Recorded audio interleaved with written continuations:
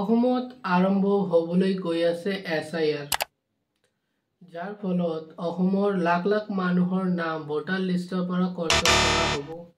ভিডিঅ'টো শেষলৈকে চাই থাকা, নহ'লে তোমালোকে ডাঙৰ বিপদত পৰিবলৈ পাবা, ঠিক আছে?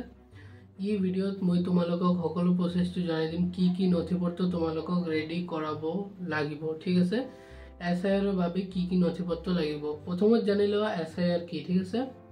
SIR মানে হৈছে স্পেশাল ইন্টেনসিভ ৰিভিজন। মানে SIR প্ৰচেছটো কেমন হ'ব, মানে কিছুমান মানুহে তোমাৰ ঘৰৰ পৰা বিচাৰিব আৰু ঘৰত যাই তোমালোকক মাতিব যে এটা ফৰ্ম দিব, ঠিক আছে?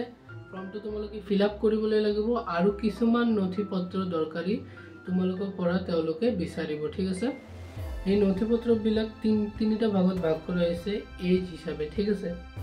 প্ৰথম হৈছে 1987 চনৰ জুলাই মাহৰ পৰা, ঠিক আছে? জুলাই মাহত আগত, ঠিক আছে? 1987 আগত জন্ম গ্ৰহণ কৰা, মানে 1987 আগত যিসকল মানুহে জন্ম গ্ৰহণ কৰিছে, 86, 85 এনেকুৱা চনত যিসকল মানুহে জন্ম গ্ৰহণ কৰিছে তেওঁলোকৰ দুটা লাগিব নথি, কেৱল মাত্ৰ নিজৰ যিকোনো পৰিচয় পত্ৰ, মানে নিজৰ যিকোনো পৰিচয় পত্ৰ মানে বাৰ্থ চাৰ্টিফিকেট, আধাৰ কাৰ্ড, পেন কাৰ্ড বা পাছপোৰ্ট হ'ব পাৰে, PRC হ'ব পাৰে, এনেকুৱা নথিপত্ৰ, ঠিক আছে?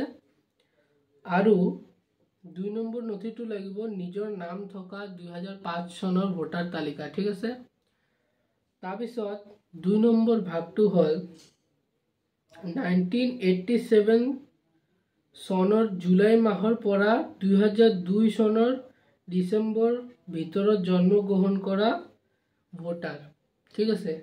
মানে 1987 পৰা 2002 চনৰ ভিতৰত জন্ম গ্ৰহণ কৰা মানুহৰ 4টা নথিপত্ৰ লাগিব, ঠিক আছে?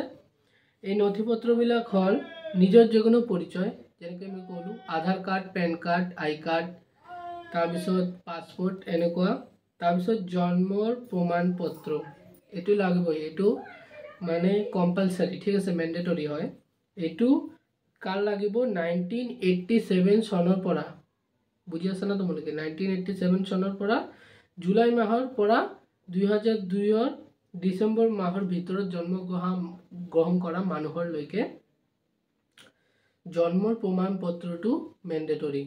কিন্তু 1987 চনৰ জুলাই মাহৰ আগত যিসকল মানুহে জন্মগ্ৰহণ কৰিছে তেওঁলোকৰ কোনো নিজৰ একটা পৰিচয় পত্ৰ থাকিলেই হ'ব, বাৰ্থ চাৰ্টিফিকেট এইটো মেন্ডেটৰী নহয়, ঠিক আছে? তাৰপিছত 2 নম্বৰ ভাগৰ কথা কৈ আছো মই। 1987 পৰা 2002 লৈকে জন্মগ্ৰহণ কৰা মানুহৰ দুটা হৈ গ'ল নিজৰ যিকোনো পৰিচয় আৰু জন্মৰ প্ৰমাণ পত্ৰ, আৰু এটা নথি হৈ গ'ল মাতৃ পিতৃৰ পৰিচয় পত্ৰ, ঠিক আছে?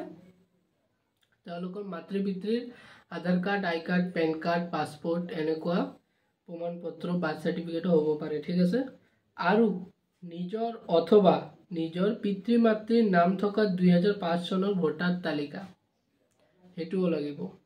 কাৰ লাগিব? 1987 পৰা 2002 চনৰ ভিতৰত জন্মগ্ৰহণ কৰালৈকে।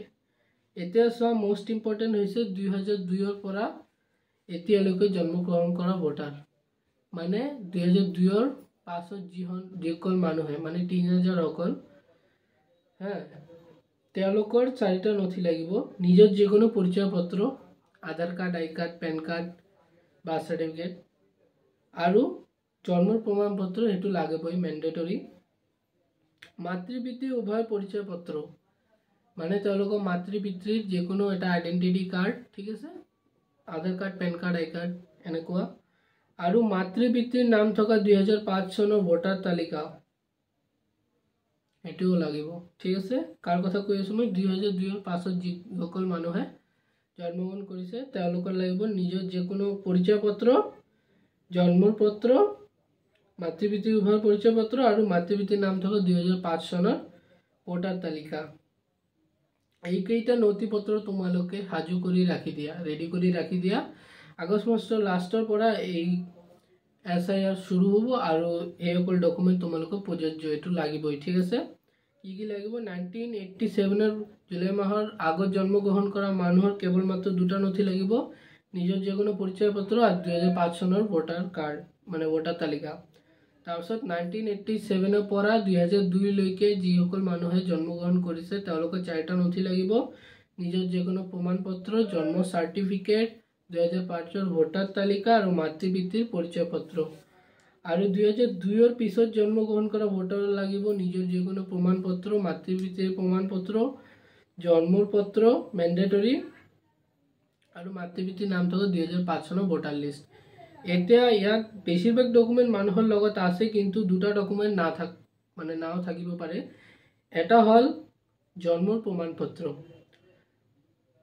ঠিক আছে, মানে 1987 পৰা 2002 লৈকে যিলোকে জন্মগ্ৰহণ কৰিছে তেওঁলোকৰ জন্মপত্ৰটো লাগিবই, ঠিক আছে, সেইটো মেণ্ডেটৰী। আৰু 2002 পৰৰ যিসকল মানুহে জন্মগ্ৰহণ কৰিছে তেওঁলোকৰ জন্মপত্ৰটো লাগিব। তো জন্মপত্ৰটো যিসকল লোকে বনোৱা নাই বা ডিলে হৈ গৈছে বা কোনোবা কাৰণত অসুবিধাত বনাব পৰা নাই, তাৰ ওপৰত মই এটা ভিডিঅ' দিছোঁ কিদৰে তোমালোকে অনলাইনত চিম্পলভাৱে নিজৰ মোবাইলত ঘৰতে বহি বাৰ্থ চাৰ্টিফিকেটটো ওলাই ল'ব পাৰিবা। 1 বছৰৰ পৰালৈকে 80 বছৰৰ মানুহেও সেই বাৰ্থ চাৰ্টিফিকেটটো বনাবলৈ পাৰিব মাত্ৰ 15 দিনৰ ভিতৰত। তো তোমালোকে জলদি ভিডিঅ'টো চাই লোৱা আৰু বনাই ৰাখি দিয়া, সাজু কৰি ৰাখি দিয়া চাৰ্টিফিকেটটো। যিমান জলদি তোমালোকে এপ্লাই কৰিবা সিমান জলদি তোমালোকে পাই যাবা। তাৰপিছত এটা হ'ল 2005 ভোটাৰ লিষ্ট, সেইটোও লাগিব 1987 পৰা 2002 বা তাৰ পাছত জন্মগ্ৰহণ কৰা মানুহৰ মাতৃ পিতৃ। তো সেইটোও মই এটা ভিডিঅ' বনাইছোঁ 2005 ভোটাৰ তালিকা কিদৰে তোমালোকে ডাউনলোড কৰিবা। তো সেইটোও তোমালোকে দেখি ল'বা আৰু সকলো ডকুমেণ্ট তোমালোকে ডাউনলোড কৰি ৰাখি দিবা, ঠিক আছে। যিকোনো সময়ত SIR শুৰু হ'ব পাৰে, বিহাৰত অলৰেডি হৈ গৈছে, আসামত শুৰু হোৱাৰ পাছত এইবিলাক ডকুমেণ্ট তোমালোকক প্ৰযোজ্য লাগিবই।